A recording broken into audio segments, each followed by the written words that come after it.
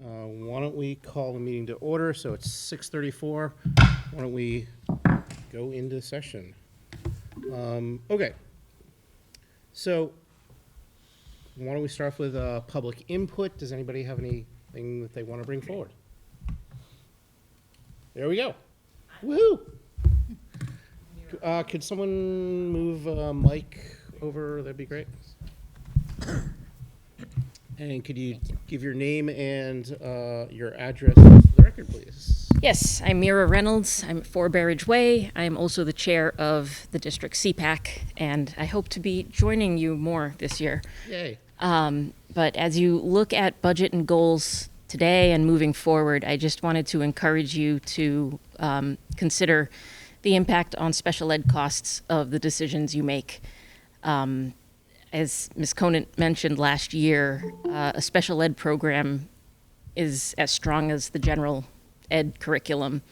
The fewer teachers we have, the more students suffer, the higher out-of-district costs we're going to have. Maybe not right away, but maybe we'll find out a year, 2, 3 years later that we just can't provide what the students need. So I would just encourage you to really sort of look at what's driving the out-of-district costs and how will that change moving forward. Thank you. No, that was great. Thank you. And thank you for coming. Thank you. Anybody else? Don't make me call on anyone. Okay. We don't have a student report tonight, I don't think. Yeah. So, okay, so why don't we go a little bit out of order and talk about the overnight trips. We could do the haunted playground. Oh, we could do haunted playground. Yeah, yeah. And then the overnight. So why don't we move to the haunted playground, the 2025 haunted playground? I think we have some people that want to present on that. But I'm just guessing.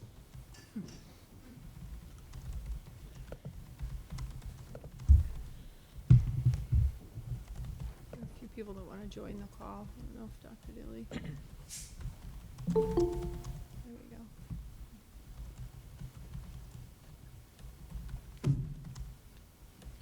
Everybody in the right order?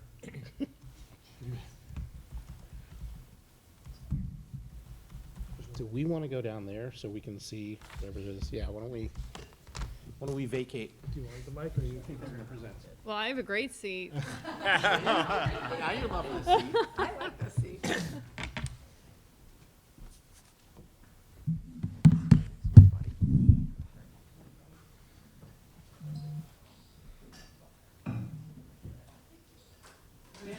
All right. Hello, my name is Matt Mulcahy. I am a senior, and I am the president of Maskers this year. We are here to present our annual haunted playground that we do every year, and we're so happy to be back and presenting it to you guys. This year's date is Saturday, October 18th from 5 to 9 p.m. Is there something we're supposed to be seeing this year? Yes.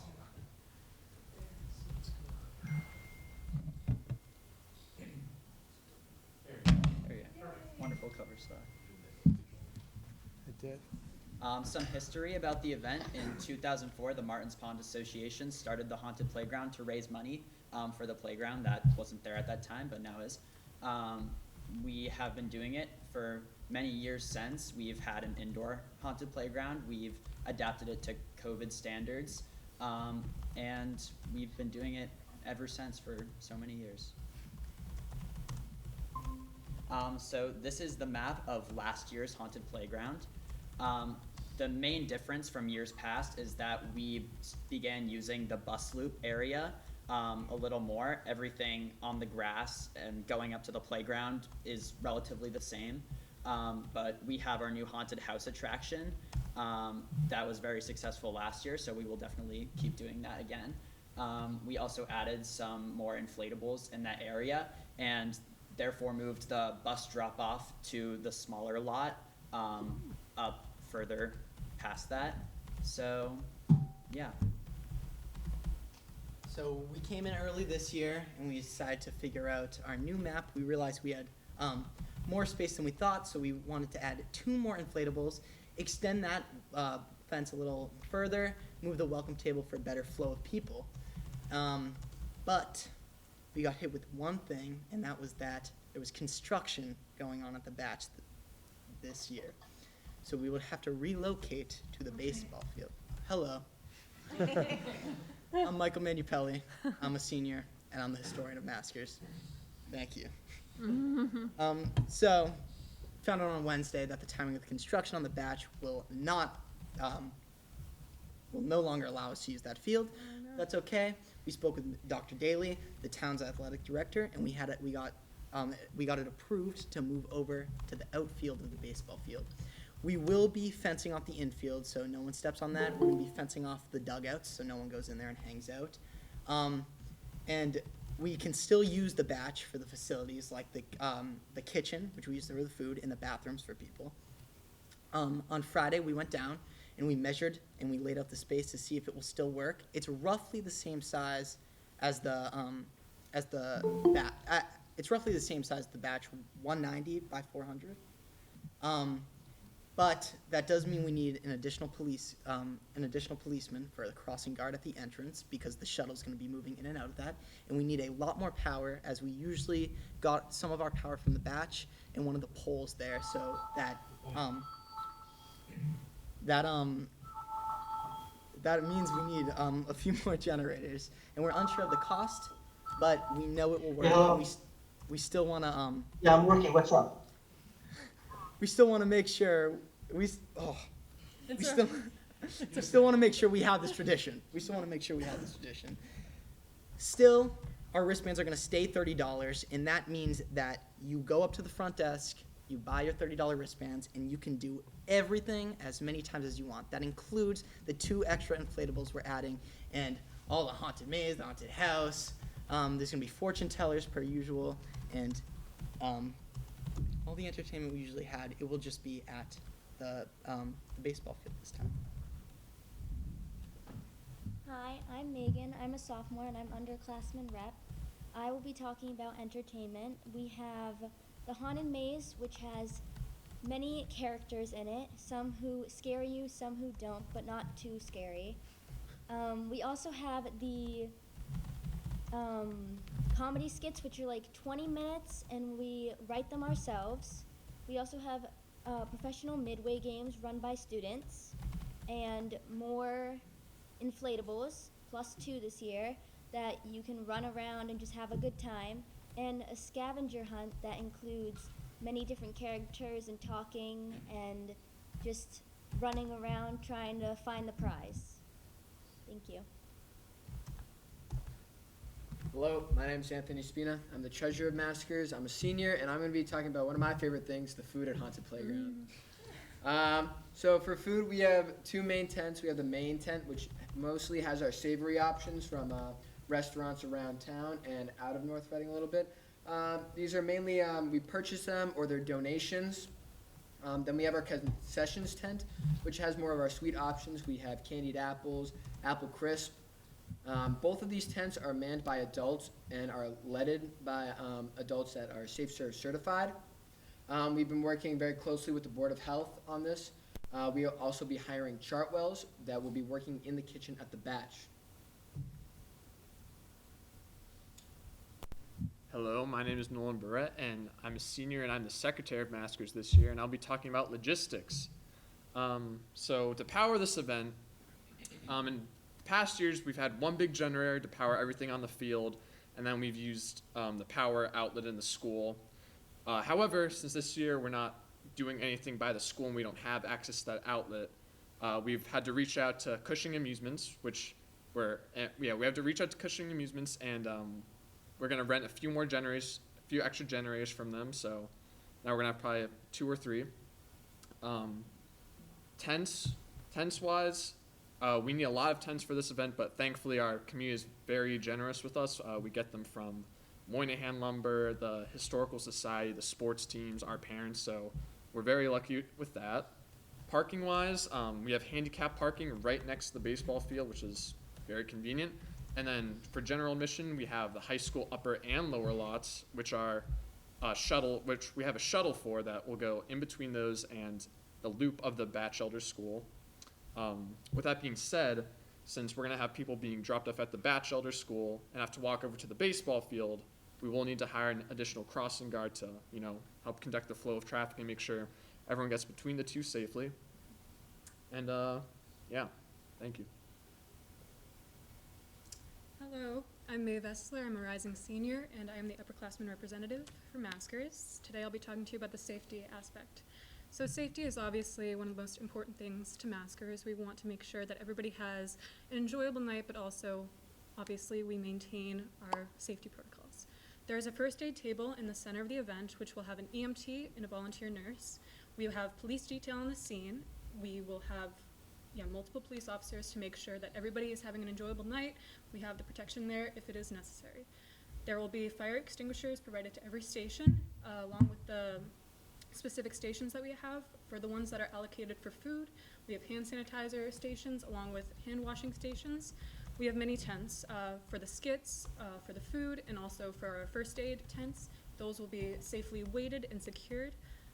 Additionally, we have two main rules for our attendees. We ask that there are no pets allowed. Obviously, guide dogs and safety dogs are certainly permitted, but we ask that the general public keep the majority of their dogs at home, and there are no fake or prop weapons allowed, just to make sure everybody is still comfortable and just really has an enjoyable experience without having any additional worries. Thank you. Hi, my name is Matt Capalbo. I am a senior and I am the vice president of Maskers. So 2 years ago, we had to move Haunted Playground inside because of the rain. And if that were to have to happen again this year, we would kind of follow the same process we did 2 years ago. So our main goal would be to make the most of all the space that we have available in the high school. So we would fit as many inflatables as we could into the gym. And outside of the gym, along Main Street, we would have our stage right outside the gym. And then, kind of like you see in that picture, lined along Main Street, we would have our midway games. They wouldn't be the full-size ones that we would have if we were outside, but they would just be smaller, inflatable versions along Main Street. And then we would use the middle school and high school kitchen to safely prepare and serve all of our food. Here are some of the contacts that we've been working with and will work with throughout this event. Some of them are like the school administration, and then the biggest one kind of in the middle is Cushing Entertainment. That's who we are getting our midway games from, our inflatables from, and this year our generators from as well, so that we can kind of streamline that process. And then last year we talked a bit about possibly opening up to 2 days in the future. We wanted to do that this year. However, the company Cushing Entertainments, they have 2 other events planned for the same weekend as us, so they aren't able to accommodate us. And right now, we don't really trust another company enough to work with them. We've been working with Cushing for a while, and we really trust them and want to work with them. So in the future, we still hope to go to two days to provide the community more opportunities to experience the event, and also add small rides as well, just to give the community more to experience. Thank you. If you have any questions. Yes, any we can questions? take them. Did you ever say the day? Yes. Yes. Yeah. It is. Yes. First one. October 18th, okay. I think we're coming up here still. Even with the additional costs, what would you consider successful in terms of money, or like what's your goal in terms of bringing in money? We typically raise about $12,000 to $15,000. That's our kind of average over the past few years. So we're aiming for that still, despite the additional costs that we have to accommodate this year.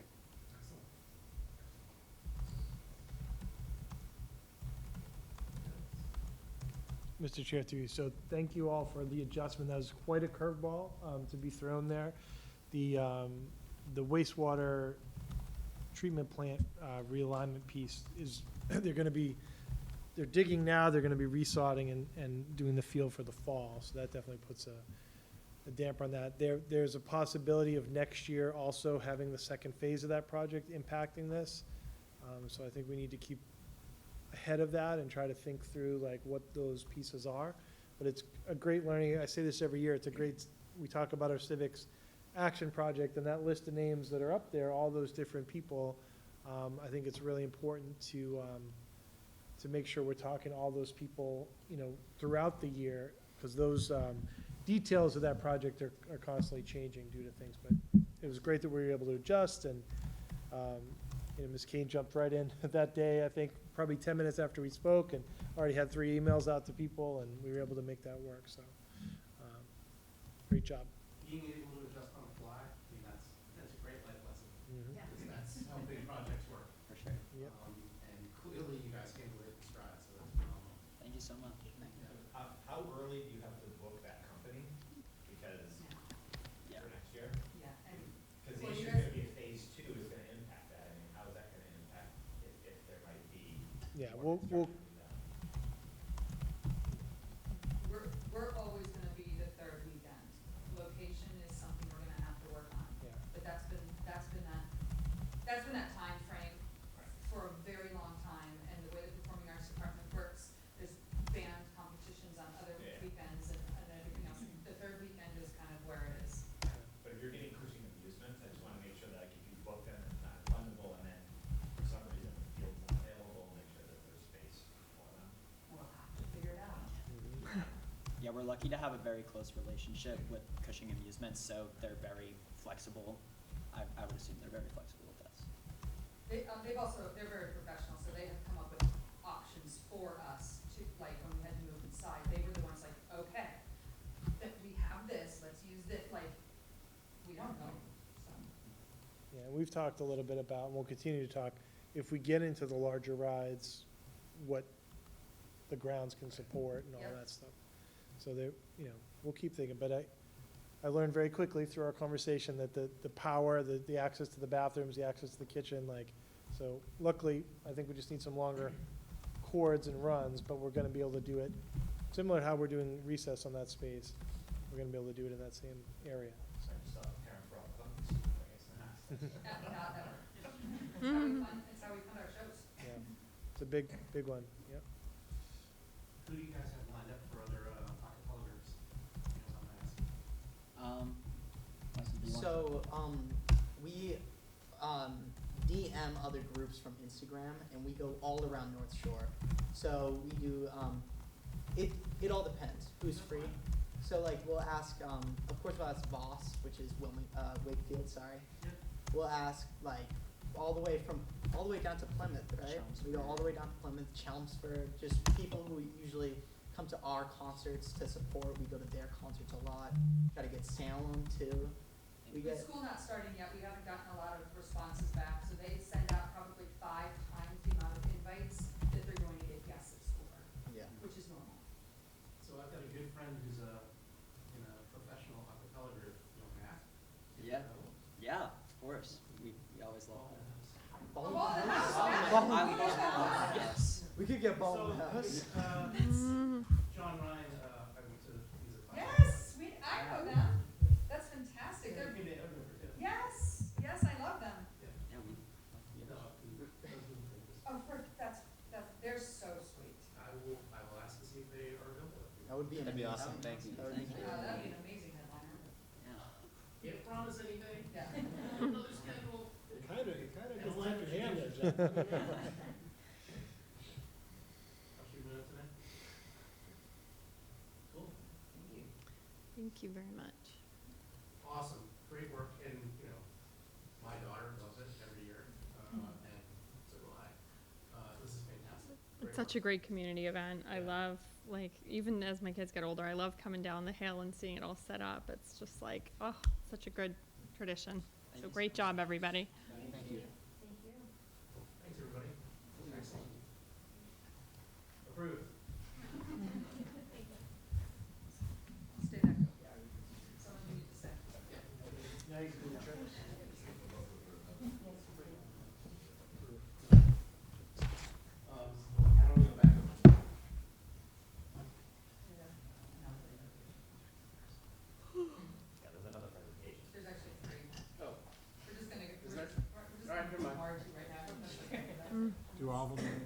get it all over with. Why don't we do the approvals then? I move to approve the 2025 Honda Playground. Second. There you go. We have a motion, we have a second. Any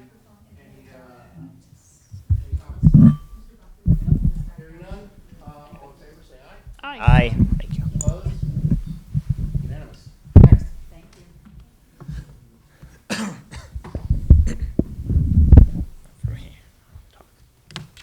The first one back, we're out of practice. It's okay, we're out of practice too. And by we, I mean me. You guys are doing great. Good job. It's me again, Matt. We are presenting our annual trip to the Sondheim Awards this May. We've been doing it for a few years now, since we were freshmen, and we've been doing it ever since, and we really just love to travel down there, and it's a very good experience for all our students.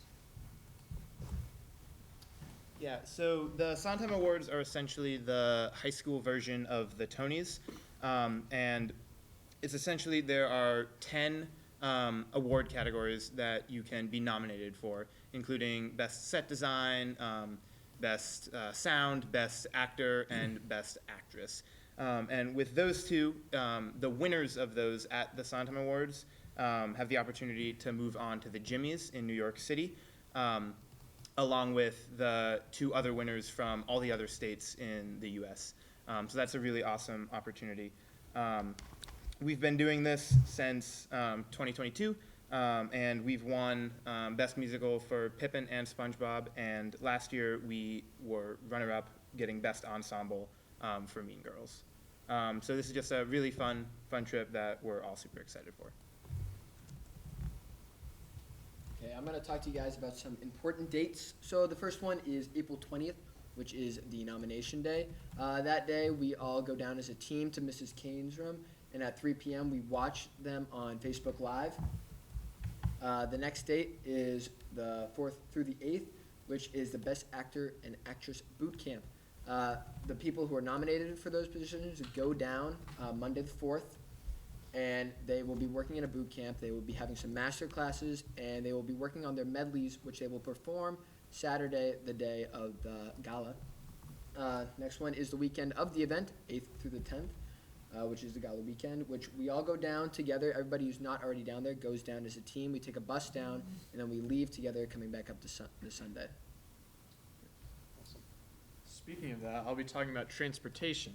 So, if we are lucky enough to get Best Actor and Actress nominees, those in the past years we've had like one nominee. We have had up to 3 before, and this year you can see them up there. There's a few that are eligible, but usually we get about 1. But those Best Actor and Actress nominees will travel down with Mrs. Kane in her personal car down to Connecticut, and they will stay there. They'll just be driven around with Mrs. Kane for that entire time. And then the rest of us who are coming down the Friday after school will be renting a bus from up here that will drive us all the way down there to our hotel. And then for the transportation the rest of the week, usually from our hotel to the Schubert Theater in New Haven, we get another bus company that takes us all around there. And then finally, May 10th, when we leave Sunday morning, we rent another bus that takes us all the way back to North Reading.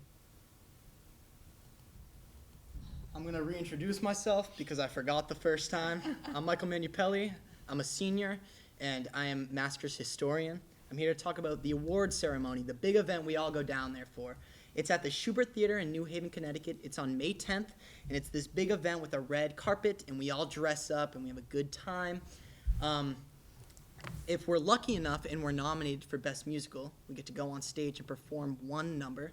The last few years we've been lucky enough to do that. There's a picture, we take pictures, so there's the red carpet, as you can see, and that's Eulalia, who was nominated for Best Actress last year. There's special guest presenters, so usually, I keep bringing him up, but Josh Groban, who is a famous artist, he came up and he would present the awards to people, so they just do like fun. They have people from Broadway there, they have people, actors, it's really nice. Those 5 categories, we also have to supply Sondheims with a portfolio of them, so for example, sound will have to show pictures of like their board, how they did it, how mic check may have looked, and then they are judged based on that. when we do win a category, we go up and we usually have a nice like speech. It's pretty quick. We thank people, of course, and it's just the gala. It's the biggest event we go down there for. Hello, we're Maeve and Megan. We're the representatives, and we're going to talk about the hotel, food, bus, and tickets. So for the hotel, we stay at the Hilton in East Haven, Connecticut. It includes the taxes and fees with about 3 to 6 students in each room. We would need approximately 15 rooms to supply everybody with that. For the food, on Friday, May 8th, we have a dinner together as a team. Typically, it's at a restaurant called Loose. It's a 4-course meal, which is included with the price. On Saturday, May 9th, we have a breakfast at the hotel, which is also included. A late lunch/dinner at a fast food restaurant around the Schubert Theater. And then after the ceremony, as a team bonding exercise, we typically get a sweet treat, an ice cream or cookies, something along those lines to celebrate. And then on Sunday, May 10th, the last day, we have breakfast at the hotel, which is also included, and then we depart back for North Reading. Buses are 3 days, 2-night hotel for the driver, per diem for food, and we give them tip, gas, and parking. Tickets are Sondheim Awards included. So the total comes out to roughly $400 per person, from an estimated $450 last year, and Maskers was able to subsidize it down to about $365. Thank you so much. Thank you. Any questions? Can you go back a slide for me? Yes. So just to confirm, so we thought it was gonna cost us $450. Maskers was able to subsidize down to $365 for all the people last year. We're gonna start at $400 right now when we explain this to parents, but again, I feel confident that with the fundraising that we do and stuff, we'll have money to be able to start to subsidize it down without any fundraising, and then we'll go from there with fundraising. So that's what we ended up doing last year when we presented, so that's why the number's less, although the prices are about the same when we went. Just to clarify. You guys did a great job. Can you guys guarantee a win? No? No? Right on. Too much pressure, sorry. Yeah. Dr. Yost? The clarifying question through you, Ms. Kane, the staff and students aren't missing school? They're leaving after school? So we leave, that's correct right now. Other than yourself, yeah. We are still waiting for them to get us whatever we're awarded for, but currently, 40 students go. We're leaving after school on Friday and coming back on Sunday. If there is, the biggest nominations are the leading actor and actress. You'd be, yeah, That would be 1 or 2 student, and that would be a me situation, and that is it. perfect, So yes, thank you, because the ceremony is no longer on a Monday. Yeah. It's on a Saturday night, and it makes it a lot easier. yeah. When are auditions? The first week of school after we start, so the first full week. I love that you have the list of like the roles that are eligible for the awards, but you don't know who's gonna fill the roles yet. It's pretty exciting. It's like, ooh, who's it gonna be? Very exciting. Very exciting. I love that you guys do this. It's awesome. Yeah, Thank you so much. Great. Anybody else? Tim? All right, can we get a motion for the 2026 Sondheim Award trip? Move to approve the master trip to the Sondheim Awards in May of May 2026. I know, Yeah. right? Second. We have a motion, we have a second. Do we have any discussion? Hearing none, all in favor, say aye. Aye. Opposed? 5-0, unanimous. Great, thank you so Thank much. you. Thank you. Thank you. Thank you. And one more. One more.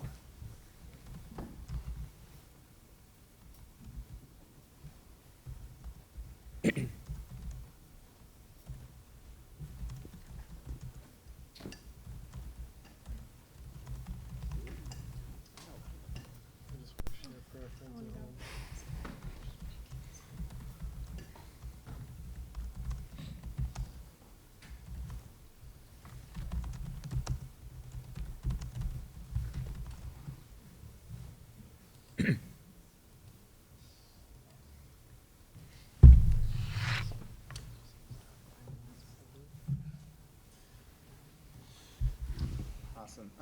All right, so I'm still Matt. I'm Cece.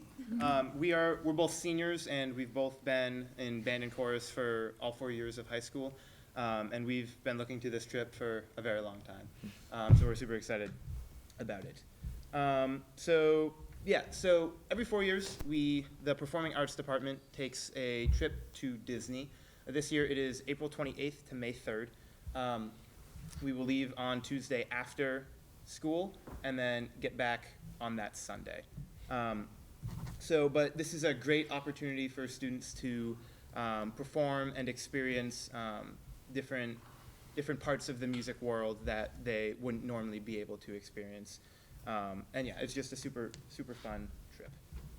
So to make this all happen, in the past, Mrs. Kane has done everything herself. But this year, for the first time, we're using Bob Rogers Travel Agency. It's just a great way that everything is all in one spot, so we don't have to worry about finding everything ourselves. So all the payment is going through the travel agency. They have professional liability insurance, and then they are very focused on the details of everything that's happening, which makes it super easy for us. With the payment, there are many different payment options and plans available, all of which are done through their website. It just makes it super simple. And then with that as well, this trip costs approximately $2,000. There is a thing on their website that helps get donations for that, so that friends and family can help support and make this trip happen. So the exact amount is $2,189. And this covers basically everything about the trip. Like I said, there's many different payment options and plans for that. Everything will be due in March, and then so that we can have the trip at the beginning of April, at the end of April. All right, so while we're there are a bunch of planned events for students to do, such as master classes with professionals. We get to do a performance, and then we also get to record a section of our own Disney song that we'll be performing there. Included is the plane trip, all the buses there and back, accommodation at the hotels, all of the food, and the park tickets. So these next 3 slides are kind of just taken from the Disney website about all of the workshops that we're going to be doing and all of the performances. And then not included is the bus from NRHS to Logan Airport, which has sometimes been provided to us from Music Boosters, and then also food at the airports both on Tuesday and Sunday. And then sometimes, or last time, we had fundraisers from Music Boosters. So these are the fundraisers that we did, and this year we're hoping to have more. So yeah, thank you. Excellent. I'm just gonna add that the price between those fundraisers last time, we were able to knock it down. The students who participated in every fundraiser, was able to knock it down to just a couple $100. Wow. So that is 100% up to them for what they wanted to do. But those fundraisers last time, we did 7 fundraisers between the Music Boosters and parents. Parents helped us out too. We were able to knock that down to a couple $100. Each family is different. We're just trying to make sure that a trip once every 4 years is accessible to every student who wants to go. And so we work pretty hard. I normally do all of it myself. By hiring this company, I'll be able to help kind of with the fundraising aspect a little bit more, to make sure that every student in chorus and concert band, those are the 2 classes that attend, will be able to go regardless of financial situations with the fundraising options that are out there. We just don't know what all of them are yet because we're just getting started, but that's what we did last time. So I just want to talk a little bit more about that. How many students went previously, although, 85, yeah, thinking back, 84. and that was just after COVID. Yeah. Okay. So we're anticipating approximately the same. Okay. About 35 to 40 vocalists, about 55-ish instrumentalists with some crossovers.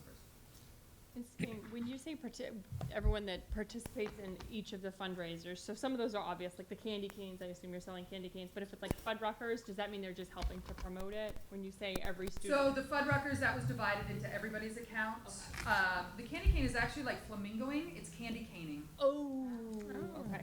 I was like thinking like. Yeah, no, it's kind of cool, but someone has to head that up. So whether or not it happens again, but it's like flamingoing. Okay, It's gotcha. kind of a fun one. Okay. And so, yeah. Don't know what flamingoing is, but okay. The flamingos in the yard. Oh, okay. You get flocked, I right? don't know, we just use Yeah, a it's so verb. fun.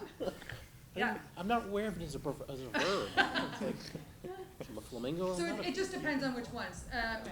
We also can have a lot of different food options. The boosters are involved in putting some of that together, and then whether, yeah. Okay, great, thank you. Yeah, this just sounds like such an amazing. I just wanna come. So I was gonna ask, how many chaperones and the relative ratio? It's That's a lot of kids. Yeah, it's a 1 in 10. 1 in 10. So, yeah, and we've already reached. You might those. have 3 school committee members. We have 11 staff members ready, but it's gonna depend on, it's obviously the performing arts teachers that are with them, and then we just kind of go from there. But they're typically the high school staff. Or people who are marching band directors or musical directors. They might not be staff here, they might work outside, but because they work with the kids and are quarried and on, they can be chaperones as well. For the record, I have no desire to travel with 80 kids, Tim, so do not volunteer me for that. Yeah. It's no different than Magical place on earth. It's a blast. I'm all for it. Not a Disney guy, but all for it. Any other questions? No, that's great, so fun. Can we get a motion for the Performing Arts Disney trip for 2026? I move to approve the band and chorus Disney trip. Second. We have a motion, we have a second. Any discussion? Hearing none, all in favor, say aye. Aye. Aye. Opposed? 5-0. Thanks, everybody. Awesome. Well presented. Thank you Thank very you, much. guys.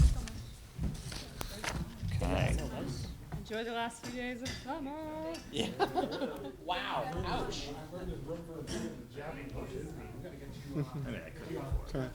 Okay, I'm gonna turn you on to Disney, Yeah. Jeff. It's my new. Totally. We're adding that to school committee goals. And now they serve beverages at the Magic Kingdom, so there you go. Another reason to love it. Put it on track. It's another reason not to like me. I know. I know. All right. Give me 1 second just to log back in. Only everything was as fun as that presentation. Kind of right. I'm sure everything else we discuss will be just as wonderful. All right, so continuing business, not at this time. So the next piece is the 24-25 school committee goals. So give me 10 seconds to bring that up myself. Awesome.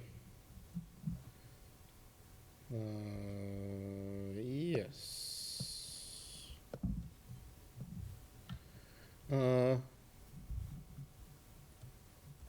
Okay, so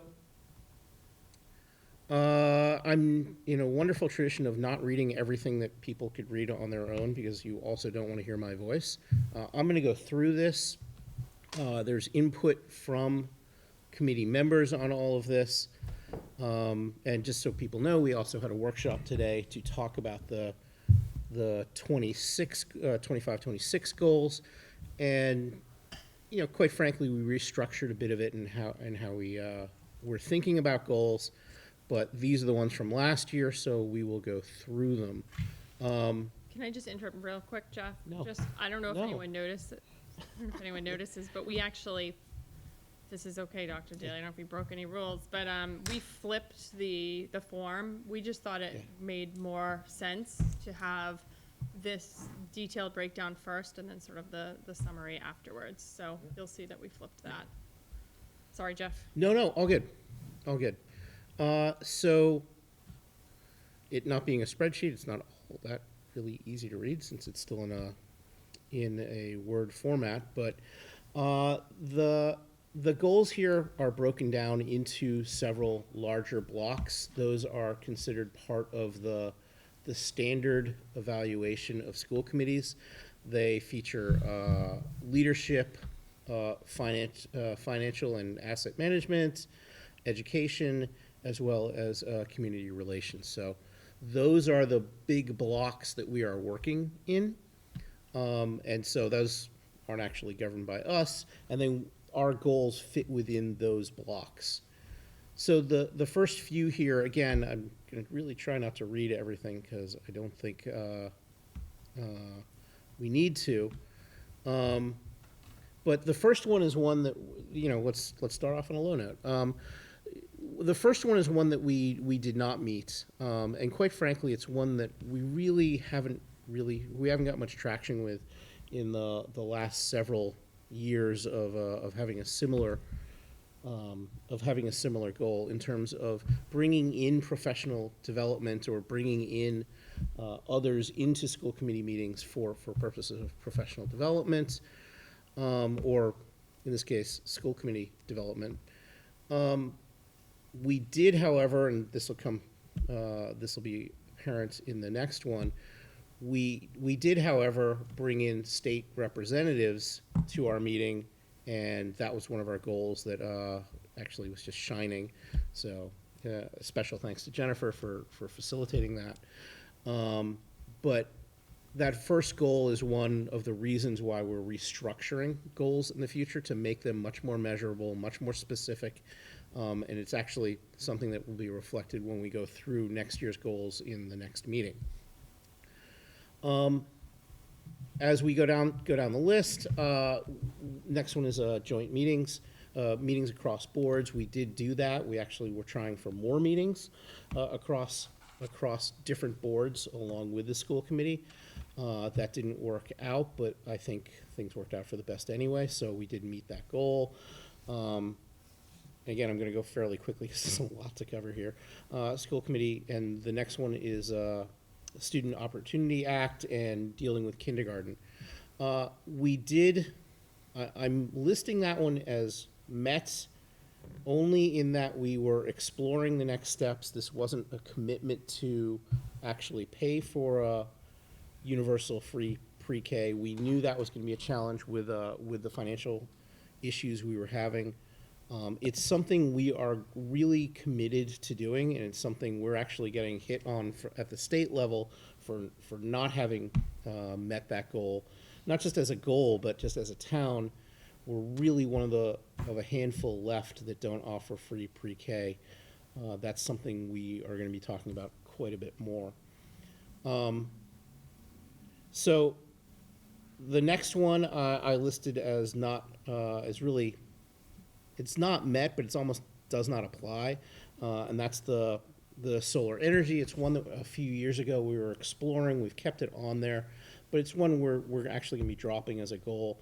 We're not going to get a lot of traction on it for many reasons, if for no other reason, simply because the offers that we're getting from power companies really don't match up with the amount of maintenance required or suggested to make it to have it make sense. So we're actually not going to move forward with that one. Then talking about budget cuts and impact of budget, that is one where we did a very good job, quite frankly. The budget cuts themselves were unfortunate and certainly not desired by anyone here, but I think we did a very good job of communicating them, and we did a very good job of, quite frankly, of prioritizing prioritizing our actions in terms of what cuts were made and working with the administration. But this one really speaks to communication and communication with the town. So, it's one we don't really want to have in terms of cuts. But if you're going to make changes that have broader financial impact and educational impact, having a good communication system is important. So from there, the fee structure is one I also want to talk about for a minute. We did change the fee structure for extracurriculars. That is one that we met that goal, but certainly a lot of changes happened there. That's something we're going to be monitoring in the future and seeing how it went. But just so people understand, that is something and that will have impact on a broader basis. It's something we talked quite a bit about, but definitely a new implementation of a new structure there. Bus fees, again, I don't really need to cover all of that. We did meet that goal. I want to get to the next one, and you'll see in here that there are actually a couple of different marks I put in there. The high mark in there really is for a couple of different things. In terms of social media and in terms of outdoor time and recess, a couple of things I'll say about that. First off, for social media, it's the first year we've really had school committee's had a social media presence. Outstanding job. And again, I'm gonna say specifically, the teams that worked on it. This Noel, and I'll talk more about outdoor time, but for outdoor time and social media especially, Noel, Jennifer, Tim, all of you did an outstanding job in the last year. I will say that those goals generally were pretty high on our list, were met, and have been implemented. So those all fall into the exceeding category. And especially when you talk about the outdoor time, going through and changing something that seems like it's a no-brainer, seems like it's an easy thing. I mean, there's a lot that goes on with making these changes, from the practical elements of how do you actually make it happen to how do you fit it into, does it work within contracts? How do you actually implement it with the educators and administration, with all of the buildings involved? Outstanding job, truly outstanding job. And like I said, none of that stuff was easy, and all of it, we see the results of it, but a lot of hard work went into all of that prior to that. I will say, in terms of the equity, diversity, inclusion, and belonging, I think we made progress on that front. I won't say we exceeded anything, but I think that's an ongoing. I think that's an ongoing goal, but it's not one that I would say, oh wow, we knocked it out of the park. So we put that somewhere in the middle. Mr. Friedman, can I- Yeah. Just if I could through you. Yeah. As I had mentioned earlier, your presence, committee members' presence at these K-12 action groups is very much appreciated. So everyone who was involved and attended meetings, sometimes you were more active just based on the topics at hand, and sometimes it was more, we were sharing out, but just your presence there and your commitment to these needs that involve students, teachers, parents, just seeing you there is huge. So that, to me, in a lot of ways, you're meeting a goal just by being visible, so I appreciate it. I appreciate you saying that. I think we want to set our sights higher, but appreciate the call out. Rethinking power block, that's something where we made significant progress. Again, these will factor into some of the goals that we're going to talk about next time for 26 and how we've rethought some of this. Family University is one that we met. I think that's been a very successful program. It's one that we've certainly seen grow and be effective. The next one, I don't know why I didn't have a mark on that, but there's also not much to that. I would say we met it in terms of extend outreach to the community members. And it's something we actively try and do through, it was mentioned through PTO, through Night Out. But it's one that we want to be more conscious of in terms of being publicly available to answer questions outside the world of these meetings, which are a little bit closed off. Not that they're closed off to the public, but it's not quite as publicly visible. And so that's something that we want to make sure we achieve. Policies relating to school safety, it's one that we, quite frankly, we acknowledge. It's one that I think there wasn't a lot to review, but I think there will be more to do in the coming year. But I think it's one of those things that we can always do a better job. When it comes to safety, you can never do a good enough job, and I think we do need to continue to do better on that. Now I'm going to move into the other area where it's got a lot more writing, and as I can see some typos that from things that were put in from me, quite frankly. So this next section, the lower section, is really a more granular view of, if the top section were goals that we set, the bottom section is more like, how are we doing generally as a self-assessment? So the things that go on with a school committee, how do we view that we're doing? And I think there are a lot of things that we did that were great.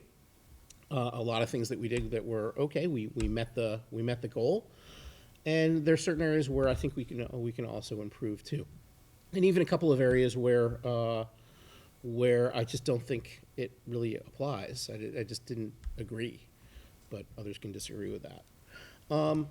I think, again, not to read everything in here, even though I actually did do that up above. Social media presence, I think that was a really big thing for us in terms of, let's at least start the process. Let's at least start getting it out there. I think we've done a very good job of starting that process. I don't believe that we're at the end state, but I think for a first year of really getting information out beyond these meetings in an official capacity, I think is outstanding. So again, well done on that. Bringing in representatives, bringing in state representatives into a school committee meeting. I will fully admit that I wasn't able to be there that meeting, but that's through a work commitment that I had. But I think that the people that were there, which is the rest of the committee, they all got a tremendous amount out of it. I certainly heard a lot about it after the fact. I think it's something that we're going to try and continue in the future. It really is a good thing that we started that. Hopefully becomes a tradition, and they want to continue talking to us in person as well. So I think that's fantastic. And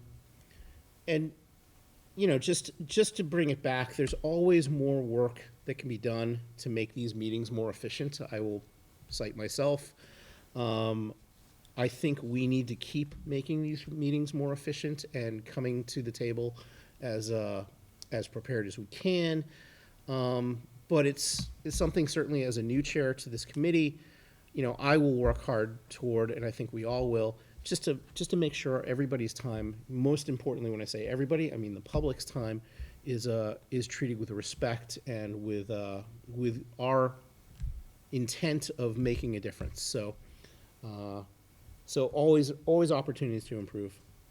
For the next section, the leadership governance section,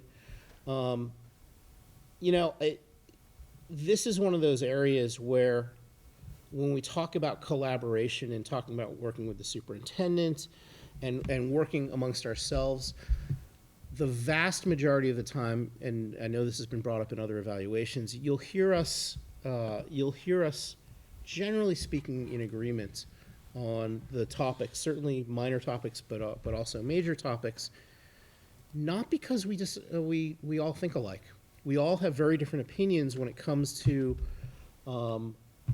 our views on education and how the town should run, but where we come together is knowing that as a board, we generally find common ground. And that's really through thoughtful discussion, through doing our homework, through listening to the presentations that are brought forward to us, through working with the superintendent and the administration and the educators. Even tonight was a great example of that. We're not asking questions of the people presenting just to ask questions. It's because we're genuinely interested, and that brings out the common ground between us, because we are really interested and we want to know more, and we will ask thoughtful questions as we can. And as we understand it, we say, oh, wow, okay, this makes sense, or it doesn't, and we eventually come to common ground. So I think this is an area where we do a really good job. It's not perfect, but I think for the most part, the reason why you see good scores in there is because this is an area where we as a team generally tend to excel. And again, I'll go back to the area of the outdoor time and recess. That was, again, an area where it started off as a school committee goal. It faced a number of challenges, all of which really methodically, purposefully were overcome. I'm not going to say all, but it got to the point where we are now involved in piloting a program. And it just shows that through a lot of hard work, through a lot of educating ourselves, educating others, we can accomplish the goals we set out to. So excellent work for those that were involved with it. To keep going, educational program. This is one where, I actually moved a couple of these, and I want to be upfront about it. You'll look at lines 26 and 27. I actually moved those to NA.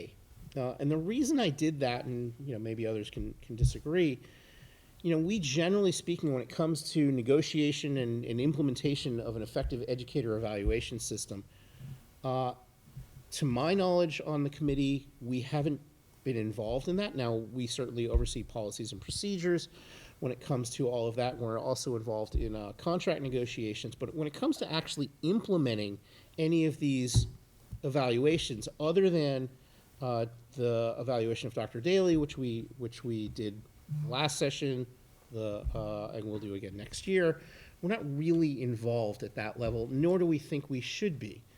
That is why we have great administrators and great educators. That's the implementation that they're doing. We as good managers rely on their capabilities to do the evaluation, and quite frankly, they've done a great job. And same thing in terms of professional development needs. Generally speaking, the teams understand what they need better than us prescribing it to them. Now, we certainly are there to, if there's something that needs to be allocated towards that, or someone needs to bring something forward, we're certainly there, and by no means instantly a rubber stamp to everything. But it's really their job to come to us and say, here's what we need, not our job to instantly second guess all of that, because they know their needs better than we do. So to me, those fall into the category of that's not as much us prescribing as it is us listening. So that's why I move those to a different category. The only other thing I will say is this town does an outstanding job of making decisions based on statistical analysis, on the metrics that they see, the measurements that they have. Those people coming to our meetings through the MCAS discussions, through looking at iReady scores, looking at special ed, we pay very close attention to the numbers that are brought to us and looking at statistical patterns and trying to understand what's going on. So, again, we're very fortunate to have a town that appreciates that. I think it would be a more difficult job to understand the educational program and what the needs are of the district if that wasn't the case. So, in many regards, congratulations to Dr. Daly and his administrative staff, as well as the schools generally, because it really has been a top-down program of understanding performance through metrics. So thank you for making that much easier on us. And then really the last couple are financial and asset management. That's one that's been tough over the last couple of years. We've made no mystery of that. Again, how does that play with what we just talked about? Decisions are made through a thoughtful understanding and analysis of priorities of the district, but also participation in terms of educational participation in specific classes. Why do we make decisions? Let's affect the least number of kids and the least amount of education when a cut is needed. No one likes to make cuts or make reductions in staff.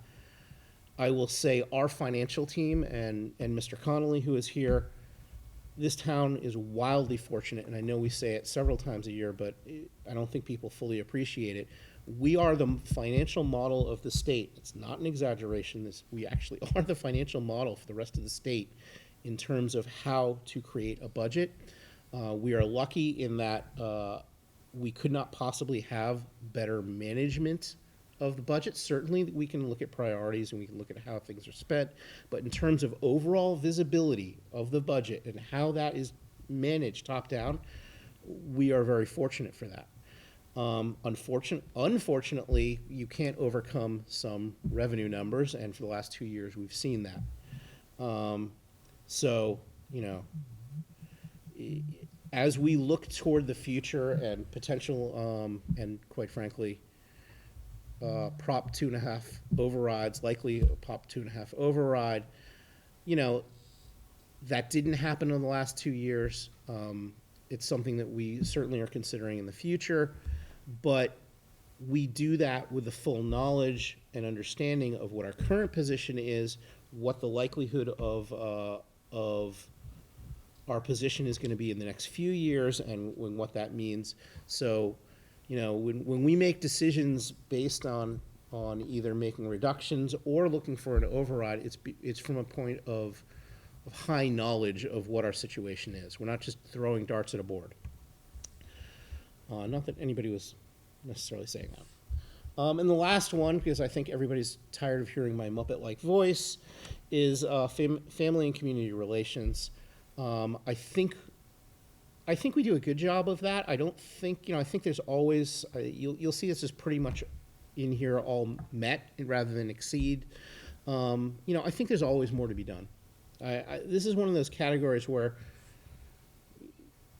you're never in a position of patting yourself on the back saying, wow, we really knocked it out of the park in terms of making sure the community understands what we understand, or we understand, or the other way around, that we have true visibility into what they're thinking. I think that's just an ongoing target, an ongoing moving target where we just have to keep trying, and we just have to keep getting out there. And, you know, I don't ever think there's a point where you can sit still and say, I've achieved it.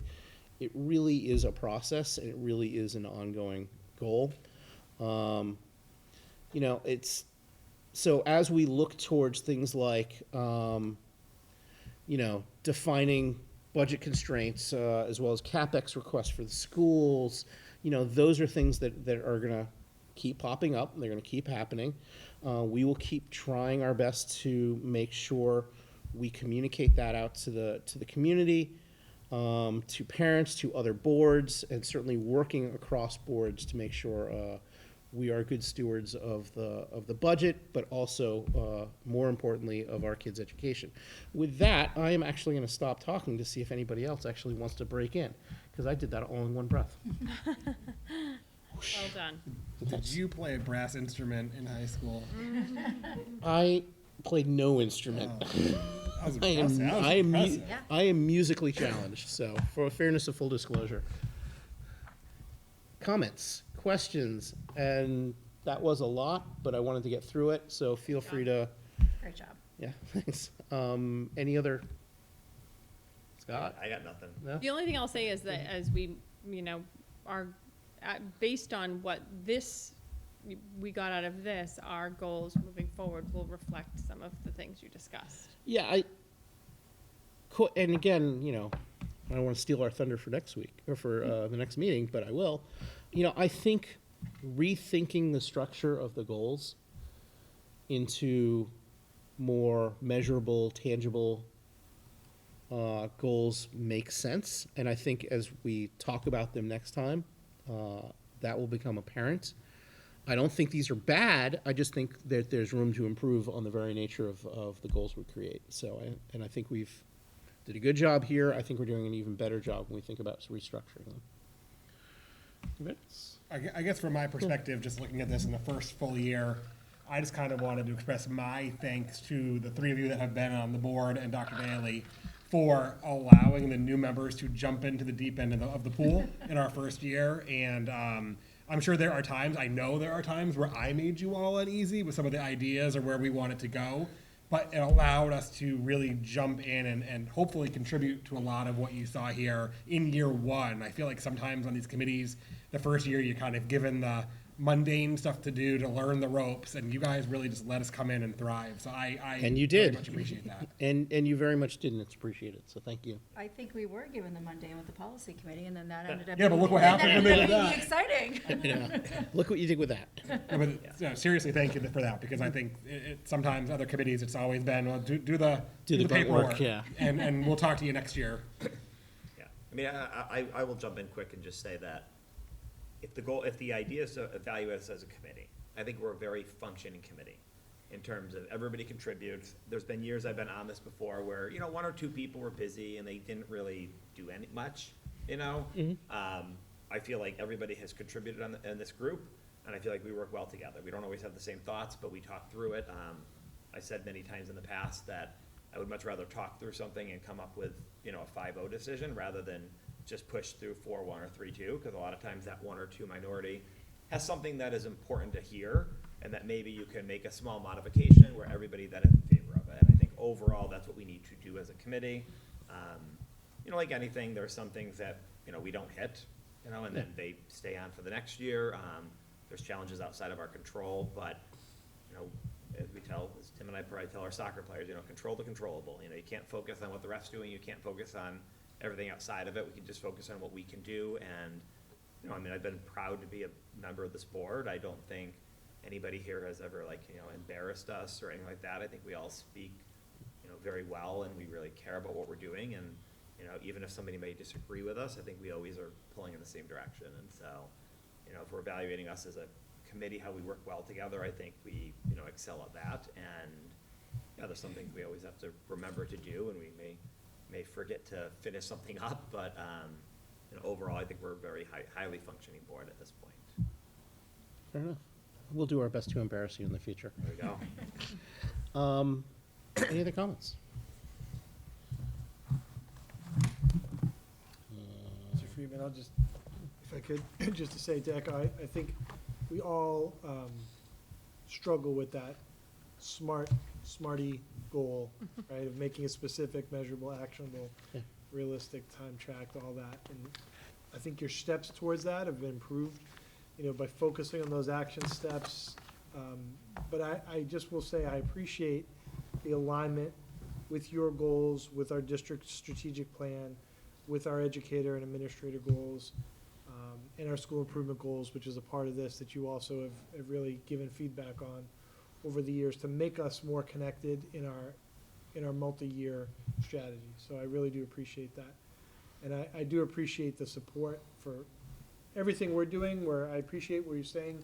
You kind of stay out of our way sometimes, let us do it, but when we need your help and support in negotiations or in other pieces, the committee and the administration are, and really all staff are in alignment, so appreciate that. Excellent. I will say that throughout my entire career, there are really 2 rules of management. Surround yourself with people that are way smarter, way better than you, and remove obstacles from their path. And, you know, I think we have a phenomenal group of people in this entire system, whether it's administration, educators, staff, whoever, everybody. Our goal is really to remove obstacles more than anything else, to the best of our ability and within our budget, obviously. And a credit to you and your team for building that out. Any other questions, comments, thoughts? No, thank you, Jeff. Yeah, this is one we don't vote on, so we can just move on from here to the fiscal year 27 budget calendar. Great. We wanna- Thank you. So this evening, the fiscal year 2027 budget timeline calendar is included in the packet. Not a lot of changes from previous years in terms of the big dates. I mean, there's a lot of things that happen internally in between these dates, from administration through principals and budget leaders and budget subcommittees and so forth, meetings that are happening. But this timeline has worked.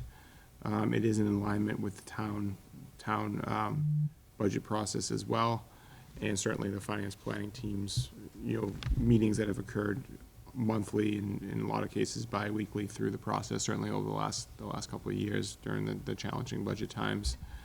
So this would start with focusing on the large capital plan, which would happen this fall.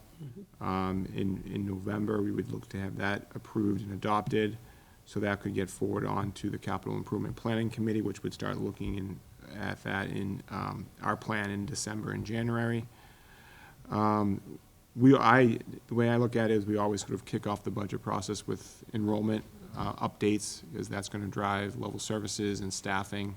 So we would certainly, in November, have the numbers we need, October 1 numbers and updates to present and start that process. We internally get that process started with principals and budget leaders in late fall, with requests coming back to my office in early December. That would allow us to have those internal discussions around the holidays, and then after the holidays, it really heats up in January, with the budget book being released just before February break, on February 13th. Then publicly, that budget would be presented on March 9th to the school committee. We would solicit feedback from a lot of stakeholders after the public presentation. We'd have a school budget webinar on March 25th. We'd have budget workshops, would kick off around April 13th. The public hearing would be on April 13th, with additional workshop opportunities following that date. The school committee would, if all going well, would adopt the budget on April 27th. That would give us time to present and get approval by the finance committee before the town meeting warrants are closed, and then the annual town meeting is June 8th. So again, this is meant to be big picture dates of public presentations and meetings and approvals. And then internally, there's a lot of other dates that get kind of, sort of, fed into this process.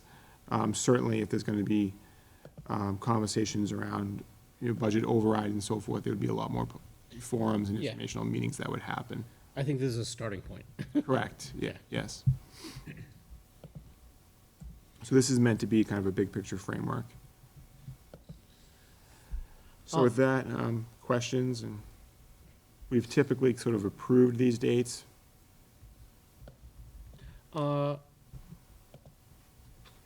certainly don't have any questions. I was gonna bring up the whole point of this is a starting point, it's not an end point. Mr. Friedman, the only question I have at all is for the large cap. I know the Hood School is one big thing. Is there anything we're waiting on for that, or do we have everything we need to present to large cap? For the modulars? For the modulars, like, is there anything more that needs So, to be done, or? we have numbers through the work that was done through the feasibility study. We sort of presented those numbers to the Capital Improvement Planning Committee. So they're well-versed on the project and the needs and what the options are. The only thing we really don't know, the big unknown, I would say, from my end, is whether or not our SOI would be approved or included at all with the MSBA. That's one thing we're waiting on. So we've qualified for the next phase, which is a senior study. Okay. That's gonna be on September 25th. Mm. After that, they will then decide whether they're gonna invite us to apply. Then from there, they're gonna find out whether, to give us what that information would be. So it's not, my understanding, Michael, it's not technically gonna go through capital. It would have to be something, just due to the cost. It's not gonna. go through the Correct. typical I mean, the Capital Plan Committee is certainly versed in it because it's a large project, but this would probably ultimately happen outside of the capital, the financial framework of the capital plan. I don't have any other questions. Anybody else? If not, then we need a motion to approve the fiscal year 27 budget calendar. To approve the 2027 budget calendar. Second? We have a motion, we have a second. Any discussion? Hearing none. All in favor, say aye. Aye. Aye. Opposed? Approved, 5-0. For the, Mr. Friedman, for the second item, I don't know whether, since we've only just had our goals workshop tonight. Do we want to wait to see that to look at the budget goals, or do we want to look at preliminary what Michael sketched out? We've done both in the past. I would, if we can go through it quickly, I don't think it's a bad idea to go through it. I think the more we talk about budget, I think we're not gonna go wrong in that direction.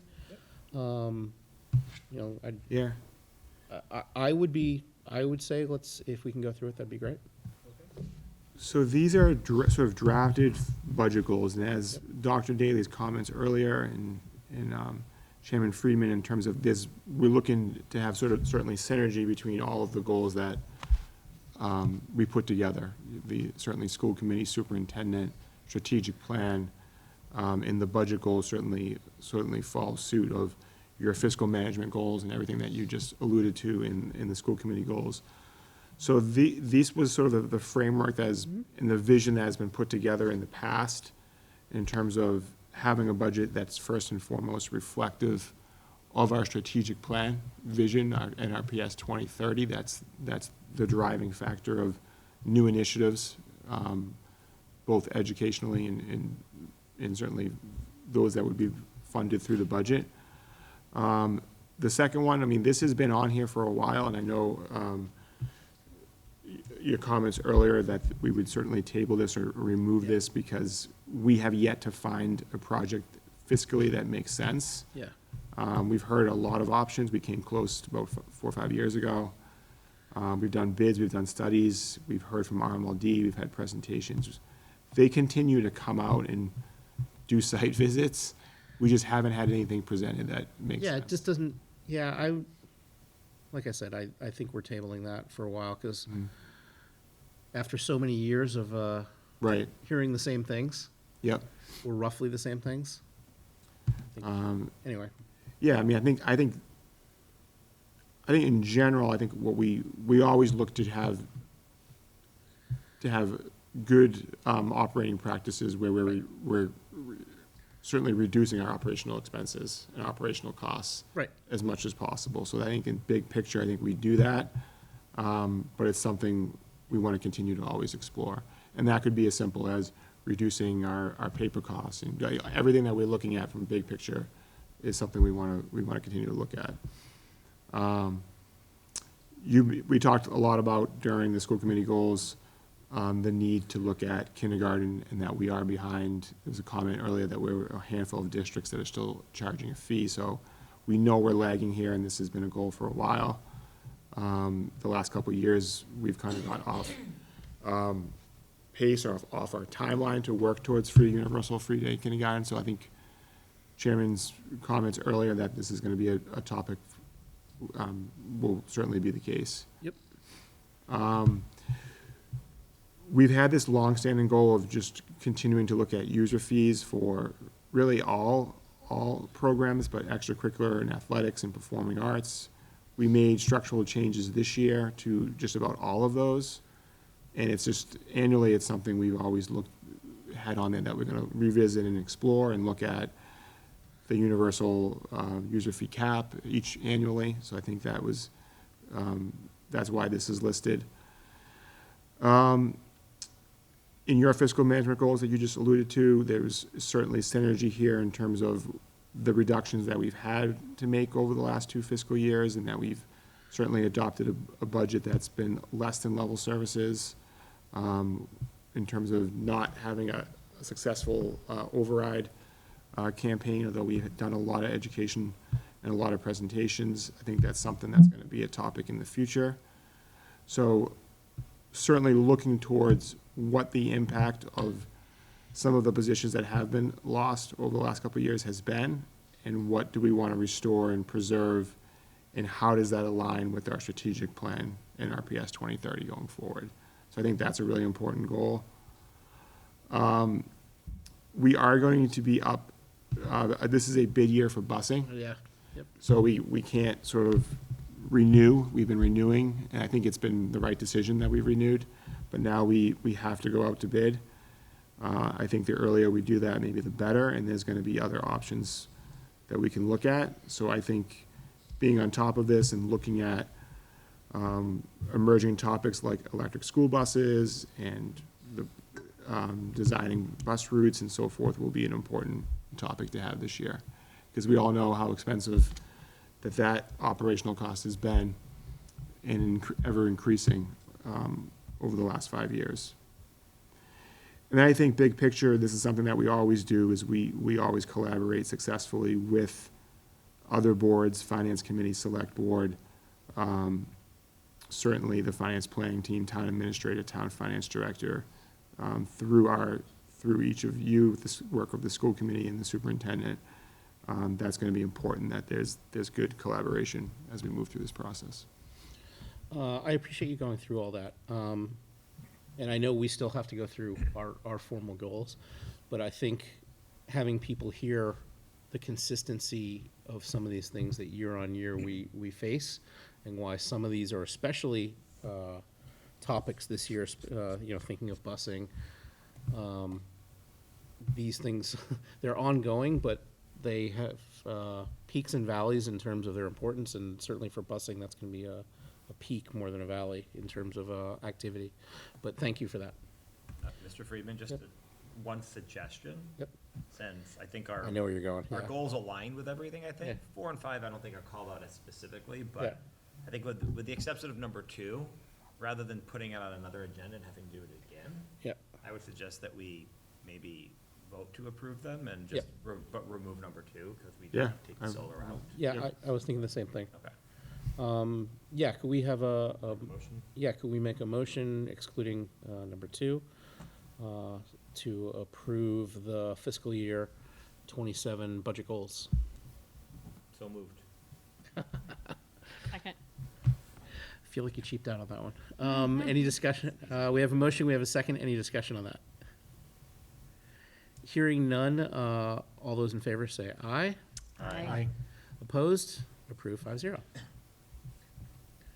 Great, thank you. Okay, now we're on to the superintendent contract. So just to ground some of the discussion, because, it's not one of the contracts we talk about on a more regular basis. This is a contract discussion that started over a year ago in terms of looking to renew Superintendent Daly's contract. And it's something that we have been through a number of discussions on over the last year, culminating with this late spring and into this summer. We have come to a contract that we think makes sense both for the town and the school system. We think it's certainly a contract that is within the realm of fiscal responsibility of our town, as well as looking at comparisons to other towns across eastern Massachusetts. And it's one that we think makes sense, and hopefully Dr. Daly thinks so too. But just as a summary of the I'm not going to go through just like we don't with every contract. I'm not going to go through every line item. It is going to be publicly available. But just to go through a summary of it, it's a 6-year contract. So it will go through the 2030-2031 year. And the increases on it, and again, this is what you see on the screen, similar to the teacher contract for the first 2 years, are at a 5% increase, and then come back down to what we have seen as an average of the town revenue increases over the last bunch of years at 3% per year, continuing through the end of this renewal period. There are obviously other elements to the contract, but these are certainly the largest pieces of it. And Mr. Freeman, just to call out real quick, if you don't mind. Yeah, no. Just the first year is this current year. Correct. So it's this year and a 5-year extension beyond this year. Correct.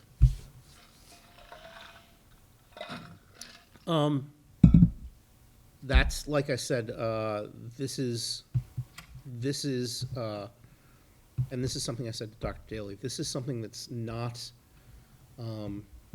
needed to say, oh, thank you, or I really appreciate it.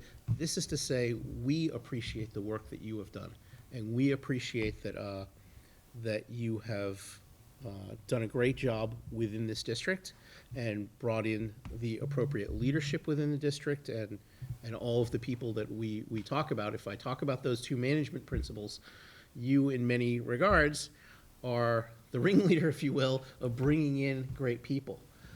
So we very much appreciate the work that you've been doing, but very much think that this is sensical in every regard. So I don't really have a ton more to say. Like I said, this will be a publicly available contract, so people can look through the T's and C's themselves. But I don't know if anybody else wants to add anything else to this, wants to add anything to the discussion of this. But I think this certainly makes sense, as I've said 8 times. Okay. Yeah. I'm happy to jump in. I just want to thank Dr. Daly for the work over the last few years.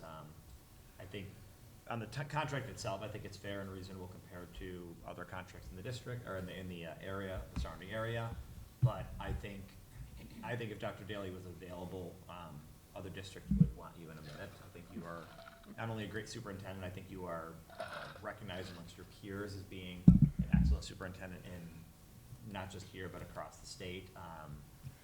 I remember when we hired you, again, some of my concerns were like, oh, how is he going to communicate? Because he's a good educator, he's really thoughtful, but is he going to, do well with the community? And I think community engagement's actually been one of the strengths that you've had over the years. Right away, you dealt with COVID and getting through that. Now we're dealing with fiscal issues, and as bad as they've been, I think you've been respectful to everybody throughout. You've been, very forthcoming. You haven't hidden things from us. You haven't hidden things from administrators, from the teachers, and so, I think North Reading's in a very, very good position with you at the helm, the leadership here, and I could not be happier to have you, knowing that you're going to be here pretty much through the end of my kids' careers here. So I very much appreciate the work you've done, and just thank you for accepting an offer to stay here for another 5 years after this. So I know I've told you this before, but my first ever time meeting you was when you were dropping off a Chromebook actually at our house. So, personal delivery. That was long before I got on school committee. So Scott mentioned the community engagement and through tough times of COVID and tough budget issues and everything like that. So, and then getting to work with you over the past year, Scott said we're lucky to have you. So thank you. And I'll sort of just repeat what I said earlier, which is that, like, looking back, this is about moving forward and how, there's so much great stuff to come, but looking back over the past 5 years and watching how we navigated as a district these really difficult few years for multiple different reasons, COVID being certainly one of the biggest, and how, you saw, districts to the left and right, just falling apart, and somehow we managed to just keep this ship steady, and that's because of Dr. Daly. So super, super grateful, but also very excited to see what's the next few years will bring. No pressure, Tim, but I think you need to. I was waiting. Tim has no comment. I know, no comment. I wholeheartedly agree with this extension, and most importantly, from my perspective, Dr. Daly, you continue to raise the bar in this district, and we've seen it permeate all the way down to each individual teacher, para, everybody within the district. We're seeing that bar raised, whether it be, was it the winter games at the Batch this year, or the maskers are now going to have, pretty soon we're going to have a roller coaster for the Haunted Mansion, right? Everybody's raising the bar, and we're doing it in an environment that everyone feels supported, they're respected, they're acknowledged, and I feel that people feel like they're part of a community with you leading this district. So I couldn't agree more with this extension, and I'm very happy to vote yes. There you go. I could You sure you want to talk? just very quick, just thank you. We haven't voted yes yet. Just saying the consideration of extending to that time frame is really, it's a wonderful place to work. I've been here since 2009, and as always, I'm surrounded by an incredible team that makes all this possible. So thank you. That's not by accident. Okay, why don't we get to the meat of it? Could we have a motion to approve the superintendent contract through the 2030-2031 school year? I move to approve the superintendent's contract through fiscal year 2030 to 2031. Excellent. Second. We have a motion, we have a second. Any discussion? Hearing none, all in favor, say aye. Aye. Opposed? Unanimous. Excellent. I think we're down to routine matters and minutes, just to keep things moving along. I'll do that. Yep. Move to approve the June 16th, 2025 open session meeting minutes as written. Second. We have a motion, we have a second. Any discussion? Hearing none, all in favor say aye. Aye. Opposed? 5-0. I just noticed the date in the agenda is wrong, but the date in the minutes is correct, so it Sorry. should be July 21st. Yep. Move to approve the open session meeting minutes, not mittens, for July 21st as written. Second. We have a motion, we have a second. Any discussion? Hearing none, all in favor say aye. Aye. Aye. Opposed? 5-0. Budget updates, we don't have any at this time. So let's go into staffing. Wanted to share the hires. Again, these are for, these are not new positions. These are replacements for people who are out on a leave or who have left the district. Some of them are long-term substitutes at the Batchelder School. Amber Driscoll for grade 4, Amy Solomon for grade 1. At the Hood School, we have Gabrielle Alexa for a long-term sub for special education. Paula Descoli is a paraprofessional. Catherine Weymouth, long-term substitute in special education. The Little School, Andrew Cote, special education teacher. Priscilla Gilkis, paraprofessional. Erin Codis, long-term substitute, grade 3. Jen Lenahan, paraprofessional. Michelle Valerelli Lynch is a long-term sub for speech language pathologist. In middle school, we have a paraprofessional, general paraprofessional, Amy Heffernan. The district level, we were able to hire Catherine Aparicio as a long-term, she is a part-time ESL teacher, and Paul Dolan is a driver from food service. So part of a good story there is Ms. Aparicio was someone that we had to riff as a part of our cuts. We were able to find a partial way to fit her in with our ESL needs due to her very varied background and linguistic skills. So that was great. Awesome. What, Mr. Freeman? Yep. For you? Just one question, Dr. Daly. Are there any, I know there's always positions you're hiring, but are there any positions that are open that you're having trouble filling for the year that you want to call out? I think we're doing okay. There's a couple that are still out there. We did have some recent resignations, retirements, and terminations. The digital learning specialist at the Batchelder, Miss Lindsay, is someone I work with for quite some time. She's a phenomenal educator. Big shoes to fill, and that's one that we're close to filling. We haven't filled just yet. We've also had Amy High, Miss Sestitos, paraprofessional positions. We've been filling those in. They're not a part of this report, but just about everything is filled up. Mr. Callahan at the Hood School, paraprofessional, and at the Little School, Mia Frashero, Katie O'Brien, Carly Ronan, and then the middle school building substitutes. So just about all of these we've actually been able to fill. Okay. We just haven't filled them just yet. I think there's one or two still open right now, but we're moving in the right direction. I think in years past, psychologists, it was hard Yeah. for us to find, and then there was the trainer. Do we have the trainer on staff again this year? She's phenomenal. Okay. Yes. Good. Yep. She's been doing some really impressive things with Mr. Campabasso. They're really just a new set of eyes on everything, and Yeah. I mean, she's developed an emergency operations plan for just really taking it to the next level. That's great. So doing a great job. Thank you. All right. Into bids and donations, sir.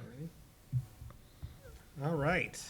My favorite part of the night. I know, right? All right, I move that the school committee vote to accept with gratitude a donation of $563 from the E. Ethel Little PTO to be used towards headphones for digital learning for grades PK to 5. Second? We have a motion, we have a second. Any discussion? Hearing none, all in favor say aye. Aye. Opposed? Approved 5-0. I move that the school committee vote to accept with gratitude a donation of $500 from the NRHS Boys Lacrosse Boosters to be used towards a huddle camera for the boys lacrosse program. Second? We have a motion, we have a second, and I have no idea what a huddle camera is, but okay. Oh, they're really cool. It's how we're able to broadcast our games in the different, Okay, venues. cool. Any discussion? Hearing none, all in favor say aye. Aye. Opposed? 5-0. Awesome. All right, we've done the overnight, we've grants, hate crimes prevention grants. Just wanted to give an update. This isn't a vote to approve yet. It's not at the final DESI stage, but we were approved. We applied for 25,000. They reduced it, but have preliminary approved it for 20,000, waiting funding. So that's great. Excellent. And we have done the Sondheim Award and band course Disney trip already, so that's already good. Do we have a social media update / discussion? The only thing I had for the group this week really was, and I guess it's really through you, Dr. Daly and Mr. Chair, I'd love it if for the presentations we got this year, if we could get the one key takeaway. So that would help us as a committee understand really what's the ask, right? What do we need? What are they asking the school committee for? That'll help us drive social media content, and or if there's testimonials or any audio or video or media that they want to share as part of that. I think that would really go a long way into helping us get out and to kind of step it up this year from last year. And we'd also have visibility to what we think the message is, so the school committee's clear on what the message is going out to the community.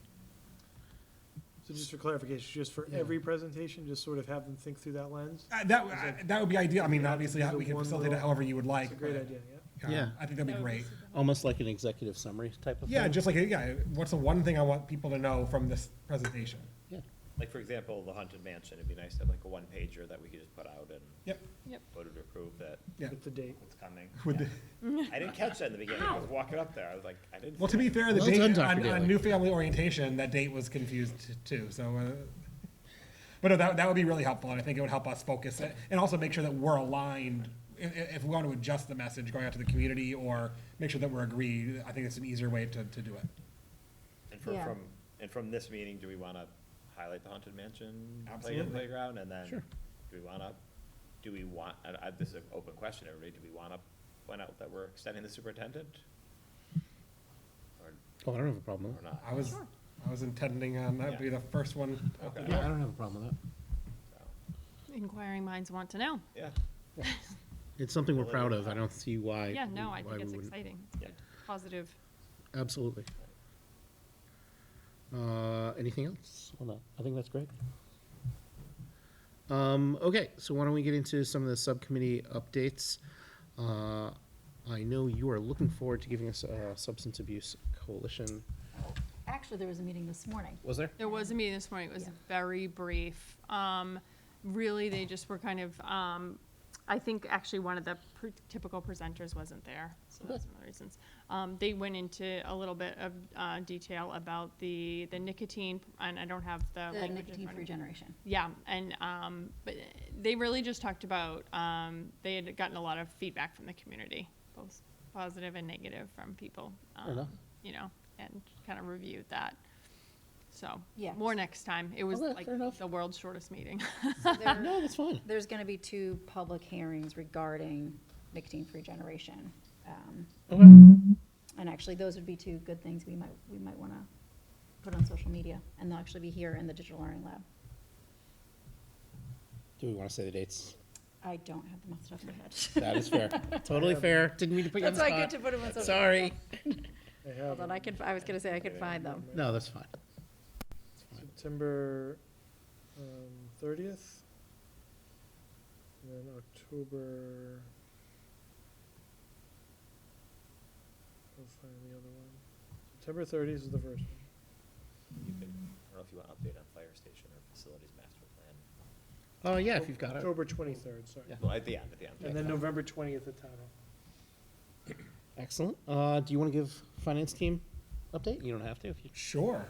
We met last Friday, primarily targeted towards discussion to the October town meeting and some of the, just some really budget changes, line item changes that we'll be voting to approve. Brief discussion. Trying to go back in my head now. That was the main discussion. Yeah, we went What through am I the missing? preliminary discussion of the warrant articles. Yes. Was really the main focus, and an early look at budget generally. It's just, it's a little early to start saying how that'll land, but we feel that we're in pretty good standing to say we're gonna be in a similar boat to our budget in the previous years, so it's something we're gonna have to take a look at. Yeah, that's great. And our next meeting, well, we'll talk about next meetings on that. Athletic subcommittee? Just to clarify, the plan, I believe, is to have a warrant article related to the building project. Correct. More as a placeholder for information. Mhm. There's not likely to be any kind of an action item because we won't have that data, but the group seemed to feel that it was important for us to continue to update on the need for the building project, modular what do you replacement. mean? The Yeah. modular? The modular is at the little and the hood being replaced by either modulars or a permanent structure. Permanent structure, yep. Yep. Nope, thank you. Okay, athletic subcommittee? I think that's just scheduled. Those are Oh, that's scheduled, sorry. So Sorry. I can update it. Yeah, on why don't you fire- go? Yeah, why don't you go station fire? and facilities master plan.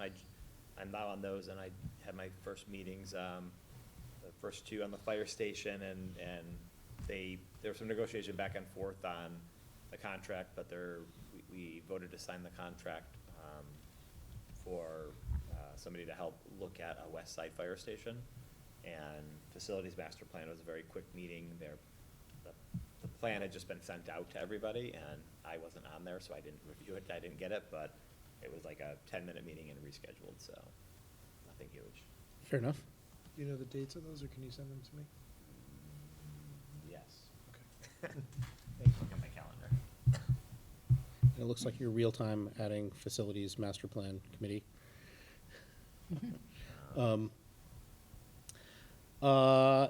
Any other committees? Because we don't always list everything. Anybody have anything else to update? If not, then subcommittee schedule, which I was accidentally going through. The finance planning team, we're planning on having another meeting on September 12th. The athletic subcommittee, also September 12th, coincidence. Fine arts subcommittee, September 9th. And substance abuse coalition, I think we just mentioned some of that. Administrative reports. Do you want to? Just have a few items here. We had our, oh, that is not correct. Oops. Give me a second. But we had our new teacher welcome, I'm sorry, our new family welcome, which we had about 100 people who were coming to that Awesome. meeting, which was great. We didn't have quite that number turn up, but we had, this room was pretty much packed that evening. And there were several more online. We appreciate any people who were here to support from the community, from our various associations. And, you know, I heard from a few people, we sent out the report, and I heard from a few people how much they appreciated, that they felt very welcome. And so certainly something we want to do to continue in the future. We had representatives from the library, youth services, Parks and Rec, town leaders were here, CPAC, Youth Substance Abuse Prevention Coalition, and other members from the Community Impact Team. We had fire department, the fire chief was here, police department, the chief was not able to be here, but our school resource officer was here, so really, really well represented, and also youth services was represented as well. So very proud of working in this community and having so much support, and it's really something that I wish I had when I moved into my town. I think it's just great to put faces to names.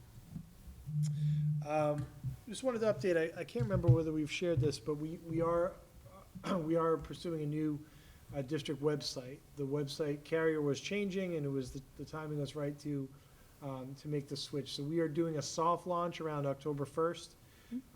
It's that balance between trying to, make a clean cut over in September, but everything else that we're trying to do to get the school year up and running. So nothing is changing right now. People would still use the same sites. The main links, everything's gonna be redirected, so people aren't going to have to adjust. But obviously, there will be some bookmarks that may need to change on some sub-pages as we transition. So we'll have plenty of communication about that as we approach what we're hoping for is around October 1st for a cutover. Great. We're also at the same time transitioning to a new messaging system, so we're using Blackboard Connect. We're gonna move to a system called XR Messaging, and this tool it integrates even better with social media. So schools are going to be able to have one message that then they can click and it will go out to multiple. So I Right. think when I cancel school, I don't have to do it on the website and then log into Twitter and then log into Facebook, and then I can just kind of click multiple check boxes. So it's much more in tune with 2025. I will personally say, having watched him do that, it's quite the magic act, so. Is the app ever updated, or is it dead, or? Our North Reading app? Yeah, No. it's dead. That's basically It links to different things, but. it is. It's updated to the website, but that really, that was sort of a popular thing to do at a certain time. That was a focus a few years ago, but that Yeah. never really Yeah. didn't go anywhere. It's essentially our website in app form. Right. The problem, there's all sorts of issues with trying to keep that updated with Apple and with other things, and So I can delete that is it. not something we've pursued. Competency determination, so after we've done all our work with our policies and updates with our handbooks, the department has now come out with additional guidance, additional requirements and things that we need to do. So we will need to meet with policy subcommittee to update our policies and have certain essential elements. And then we have to submit those policies for approval to the state in December. So this is what is a consequence of our changes to the regulations. So in some ways, it's a lot of good work. We're in a good place. Our school, our courses, our assessments are aligned, but there's work that needs to be done at the high school and also with 8th grade algebra to make sure that we are administering the same assessments, that they're calibrated the same way, that they're scored the same way, because those scores will now possibly impact, potential graduation in meeting the competency determination. So a lot more onus on the districts now that MCAS is no longer a requirement. Like I said, it's good work to be done. We have great curriculum leaders and administrators who are hard at work on this. So most of the changes we feel, we could probably do 90% of it tonight, but we are not at this meeting, but if I had to do it now. But we are gonna take that time and use the fall with our departments to go back, get everything in order, because there's the writing of the policy and there's the writing of the handbook, and then there's also the implementation of possibly the midterm assessments this year, certainly the courses that are being taught, and then certainly the final exams, I would say, in the spring. So we wanna make sure everything's in alignment, because the current freshmen and sophomores who are taking those courses are included. Another slight change is that we're also going to include US history. We're going to be proactive in including that, because that will be a requirement for, in 2027. And those students are taking the courses now, so we want to make sure they understand. The other piece of this is also calibrating with other schools. You don't want the town in one side of us to say, all you need to do is get a 60, and another one say you need a 90. Like, we want to hear what others are doing as well and try to come out. So Mr. Clean's very much at work with this, Dr. Meyer, connecting with other schools just to see where we are. Great. So just wanted to provide that update, but we feel that we're well positioned to have everything that needs to be submitted by December. And just as in terms of reopening, we'll provide more in September, but everyone is, the question I always get is, what what do you do in the summer? What happens here? And it's just amazing how busy these schools are right up until mid-August with programs, camps, and schools. And meanwhile, the custodial team and facilities are shifting and adjusting to get the buildings done in pieces. Like, we're gonna close this wing, well, you use that wing. And, you know, It's- getting it done, working around the existing programs is incredible. And digital learning, rolling out all the devices for the classrooms. Mr. Segroy has done a great job with his team on that. Mr. Clean getting the curriculum up and going, Ms. Sacco and Ms. Conant getting all of our special needs and supports in place, and all of the hiring that Ms. Soares is overseeing in the business office with Mr. Connolly. So lots going, bunches, busing, lunches. We did make some changes with activity registration as we've shifted some of that responsibility over to our new Director of Student Activities and Athletics. And so made it much more efficient with some of our new hires. So lots done, but we are in a good place, ready to open our school. Our 2 new principals are doing fantastic work. We had an excellent retreat. We're really energized. There's great energy in this room when we met here last 14th, I guess that was a week and a half ago. And it was just lots of excitement with our teachers and teacher leaders for the school year. So we're excited. For anybody who hasn't seen what goes on here in the summer and in the prep work, it's like putting on a huge Broadway show while other Broadway shows are being shown in that same theater. Like, it's just the choreography of everything moving around is just kind of amazing. So good luck, break a leg this week. Yeah, I think summer's over, sorry. Summer's over. Not until No, we have a after week. this weekend. We have a week. Not until. Just saying. Nope. All right. Denial is here. All right, future business. We've got meetings on September 8th and 29th. We'll get a school opening update, so we will see how things went. I'm sure it will be spectacular. And then on the 29th, we're going to be talking about the 25-26 school committee goals that we were alluding to, or I was alluding to earlier, as well as both those, in both those meetings, we'll get some new student representatives, so hooray for that too. Awesome. We're back. All right, anything else? I think we've covered it all. With that, can I hear a motion to adjourn? Move to adjourn. Second. Wow. That was fast. That was impressive. Second, somebody? I seconded. I You're ready to I go. was almost as fast as Scott. She was ready Wow. to go. We have a motion, we have a second. Any discussion? Hearing none. All in favor say aye. Aye. Opposed? All right, we're adjourned.